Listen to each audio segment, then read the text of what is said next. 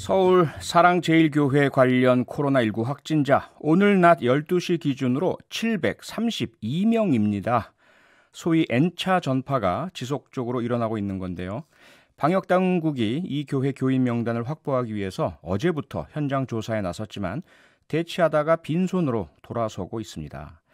이렇게 방역을 방해하거나 방역 지침을 위반할 경우에 처벌을 강화하는 내용으로 관련 법률 개정안이 발의됐습니다. 국회 보건복지위원회 여당 간사로 개정안을 대표 발의한 김성주 더불어민주당 의원과 내용 짚어보겠습니다. 의원님 나와 계시죠? 예, 안녕하세요. 네, 안녕하십니까. 오랜만입니다.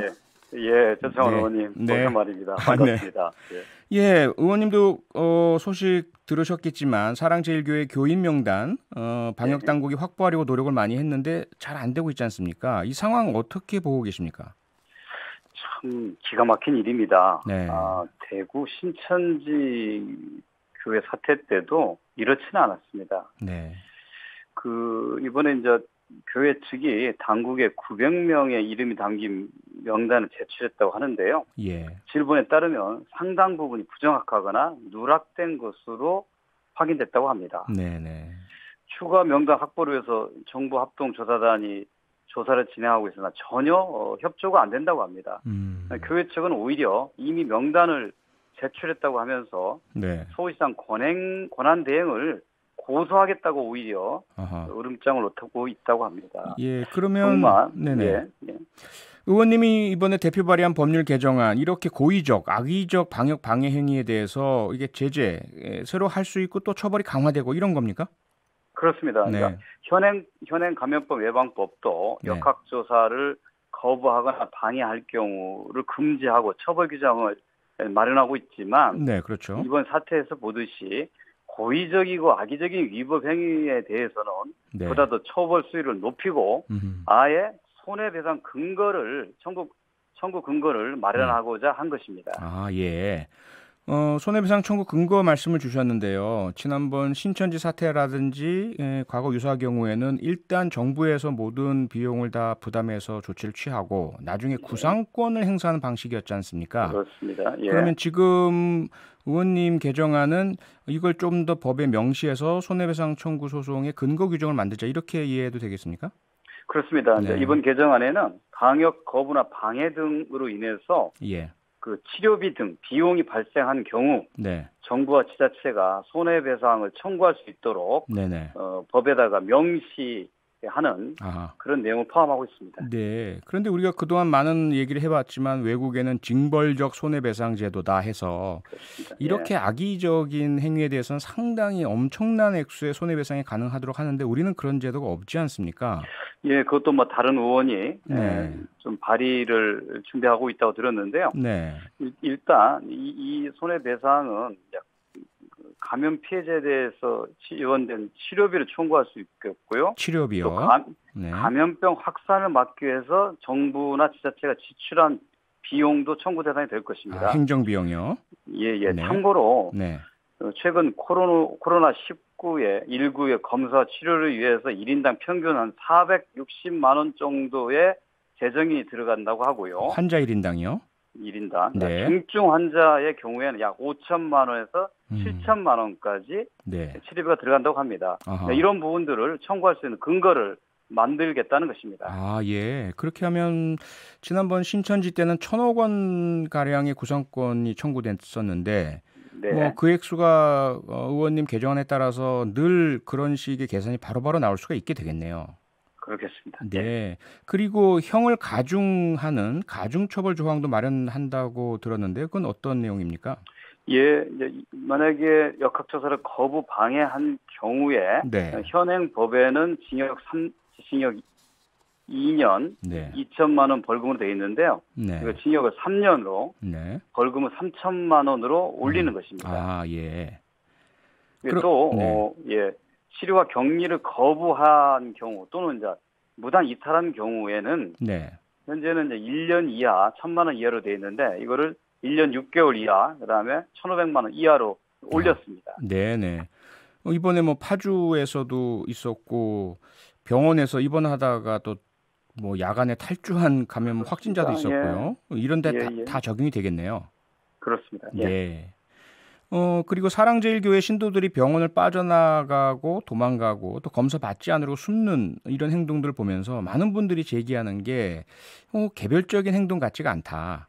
예. 뭔가 정광훈 목사나 그 교회 상층부에서의 지시가 내려진 것 아닌가. 근데 만약에 이것이 사실로 밝혀진다면 그런 지시 내린 행위는 상당히 무거운 처벌이 이루어져야 되는 건 아닌가요? 예, 그러니까 뭐 제일교회, 사랑제일교회 신자의 가족들을 통해서 그런 증언이 네. 제보가 나오고 있습니다만 정말 정광훈 목사 교육 측에서 이를 사주한 거나 지시한 게 사실이라면 네. 이건 국민의 생명과 안전에 위해를 가하고 국가 방역 체계를 무력화하는 것으로 네. 마땅히 엄하게 처벌해야 될 것입니다. 더구나 예. 이런 행위로 인해서 온 국민들이 불안에 떨게 되고 그리고 애써서 경제 회복을 위해서 노력한 모든 정부의 그 정책들이 무력화되는 것이거든요. 이거는 네. 반사회적 행위로서 엄하게 처벌해야 되는 것입니다. 네네. 지금 정광훈 목사나 사랑제일교회의 방역에 대한 방해 행위 때문에 많은 국민들이 좀 분노하고 계시지 않습니까? 예. 그래서 이제 의원님 이 개정안 내용을 들으시면서 청취자들이 문자를 많이 보내주고 계시거든요. 예. 근데 그 중에 지금 7621님이 보내주신 문자가 지금 막 들으시다 바로 주신 것 같아요. 의원님, 그런데 1.5배는 너무 작은 거 아닙니까? 2배는 돼야 될 것 같아요. 이 처벌 강화가 너무 미약하다 이런 말씀인데 예. 어떻게 생각하십니까? 예, 저희는 이제 법안을 이제 심사하는 과정에서 네. 이게 실효성 있는 법안이 되기 위해서 예. 여러 다른 의원들이 낸 법안과 병합 심의를 할 텐데요. 네. 그 과정에서 이게 효과가 좀 낮다고 생각한다면 더 상향하는 것도 같이 협의해서 결정할 계획입니다. 아, 법안 심의 과정에서요. 그렇습니다. 네, 네. 다른 한편으로는 늘 그런 얘기가 나오잖아요. 처벌이 능사냐 이러면서 처벌 강화한다고 과연 이런 방역 방해 행위, 고의적 행위들이 사라지겠느냐? 그런 좀 냉소적인 반응에 대해서는 어떤 대응을 갖고 계십니까? 물론 뭐 처벌을 강화한다고 해서 고의적인 방역의 방해 행위를 근절할 수 없을지도 모릅니다. 예. 그러나 이런 방역을 방해하는 행위가 얼마나 사회를 위기에 빠뜨리고 반사회적인 행위인가를 분명하게 깨닫게 해주는 경각심을 높이는 네네. 계기로 삼아야 할 것입니다. 네네. 사회 일반에 대한 경각심은 당연히 높아지겠죠. 예. 네. 그리고 아무래도 그러한 고의방해 행위가 줄어드는 효과는 기대할 수 있을 것 같습니다. 그렇습니다. 네. 그런데 문제는 이 법이 통과가 돼야 되는 거 아니겠습니까? 예. 이 엄중한 상황인데 국회를 보면 지금 제대로 잘 굴러가느냐, 상임위가 열리느냐, 법안 심의가 되느냐 여기에 대해서 이제 국민 여러분께서 조금 걱정을 많이 하고 계신 것 같아요. 예. 언제쯤 어떻게 좀 처리가 될 것으로 지금 타임라인을 어떻게 좀 예상을 하고 계십니까? 저희는 한시가 급합니다. 예. 이제 사실 이미 국회에는 20건이 넘는 감염법 예방법 개정안이 네. 제출돼 있습니다. 예, 그렇죠. 이걸 당연히 보건복지위원회에서 심의해야 되는데요. 예. 유감스럽게도 여야 간에 법안 소위 구성에 대한 이견이 있어서 네. 제대로 심의되지 못하고 있습니다. 아직 법안 소위 구성 안 됐나요? 예, 구성을 하긴 했지만 실제로 가동은 못 하고 있습니다. 가동이 안 되고 있고요. 네. 예. 그래서 뭐 저도 뭐 야당 측에 통합당 측에 네. 이와 같은 긴급 법안은 네. 서로 간에 불필요한 논란 없이 시급하게 처리하자라고 요구하고 있고요. 또 이전에 일부 감염법 개정안에 대해서는 여야가 합의로 처리한 전례가 있습니다. 네. 시급히 상임위를 개최해서 이 법안들이 통과돼야 국민들이 안심할 수 있을 것이라고 봅니다. 네, 이건 뭐 국민 건강 안전에 관한 거지 여야나 뭐 정쟁 관련 대상은 전혀 아니지 않습니까? 그렇습니다. 예. 네. 근데 문제가 지난번 그 전월세 대책법 부동산법 통과 과정에서도 이 180석 가까운 거대 여당이 일방적으로 처리했다 이러면서 뭐 이런저런 논란들도 있고 그렇지 않았습니까? 그래서 지금 뭐 마음만 먹으신다면 이 코로나19 대응 관련된 감염병 예방법 개정안은 여당 단독으로도 처리는 가능하겠지만 부담이 있으시잖아요. 그래서 가급적이면 야당의 협조를 받는 게 좋을 텐데 좀 어떻게 좀 예상하고 계십니까? 일단 저는 뭐 야당이 특별하게 정치적 쟁점이나 여야 간의 특실을 따지는 법안이 아니고 예. 그리고 국민들의 생명과 안전을 지키기 위한 시급한 법안이기 때문에 네. 잘 협조해 줄 것이라고 저희는 기대하고 있습니다. 네, 뭐 네. 일방적으로 처리하기보다는 네. 합의 처리하는 게 저희 원칙입니다. 네. 뭐 기대만이 아니라 의원님은 또 간사시잖아요. 예, 그러면 적어도 그 보건복지위에서만큼은 야당 간사와 좀 긴밀한 협의를 지금부터 진행하고 계셔야 되는 거 아닌가요? 하고 계신가요? 예, 그렇습니다. 끈질기게 노력하고 또 네. 인내하고 설득하고 있습니다. 조만간 네. 응답이 있을 것으로 봅니다. 네, 기대하겠습니다. 네, 그리고 정광훈 목사가 오늘 뭐 입장문이란 걸 발표한 거 보셨죠? 예, 봤습니다. 예, 사실 참 국민들의 분노를 더 자극하는 내용인 것 같은데요. 이게 뭐 반성하고 또는 협조하겠다 이런 내용이어도 사실 국민들 마음 달래기가 부족할 텐데 뭐 불순분자가 사랑제일교회 바이러스 테러를 했다 이런 음모론 제기까지 하고 있는데 어떻게 받아들이고 계십니까? 저 정말 상식으로는 이해가 되지 않는데요. 예. 무슨 북한의 소행을 주장하거나 이런 것들. 저는 이런 생각이 듭니다. 네. 많은 분들이 동의할 텐데요. 네. 진짜 불순분자는 정광훈 목사 본인 아닌가. 예. 본인이 바로 지금 테러범과 같은 짓을 하고 있지는 않은가. 네네. 저는 정말 그렇게 심각하게 생각합니다. 근데 그런 말씀하셨던 예. 김부겸 후보에 대해서 또 사랑제일교회가 고소 고발한다고 하고 있지 않습니까? 그럼 저도 그렇게 할지 모르겠네요. 예. 네, 그럼 각오하고 말씀하시는 거죠?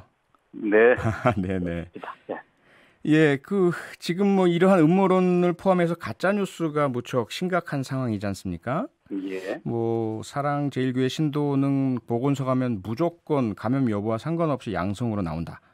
그리고 뭐 신문 광고 통해서 이들이 밝힌 입장문에도 정부가 무차별적으로 문자 보내서 검사 강요하고 그중에 다른 사람인데도 확진자 나오면 이들이 사랑제일교회 확진자라고 거짓 발표하고 있다. 이런 주장, 이건 확연한 거짓 주장이지 않습니까? 가짜 뉴스고요. 그렇습니다. 예. 이거 어떻게 막고 또 처벌할 수 있을까요? 정말 눈에 보이지 않는 미세한 바이러스가 특정 종교와 지지 정당을 구별하는지 저는 정말 되묻고 싶습니다. 예. 이와 같은 혹세무민하는 선동 행위는 진짜 멈춰야 된다고 보고요. 네. 자꾸 음모론을 제기하고 네. 가짜 뉴스를 퍼뜨림으로써 네네. 정말 국민들을 코로나 포비아로 몰아가는 이와 같은 행위는 정말 또 다른 입법을 통해서라도 표현의 자유가 아니라 반사회적 행위로 좀 억제하는 법이 있어야 되지 않을까. 네네. 많은 분들이 그렇게 생각하고 저도 정말 그거에 대해서 동감하고 있는 상태입니다. 네, 지금 말씀 주셨으니까 감염병 예방법 개정안 심의하실 때라든지 꼭 나중으로 미루지 말고 이번 국회에서 이런 감염병 예방에 방해되는 방역 방해되는 가짜 뉴스는 처벌할 수 있는 그런 법안 마련이 됐으면 좋겠습니다. 예, 저희도 같이 입법하는 과정에 같이 좀 참조하도록 하겠습니다. 네, 의원님 꼭 이 방역 작업에 차질 없도록 국회에서 할 수 있는 해주시기를 부탁드리고요. 오늘 시간 내주셔서 너무 고맙습니다. 예, 감사합니다. 네, 지금까지 김성주 더불어민주당 의원이었습니다. 평일 저녁 6시 5분에 여러분을 찾아갑니다.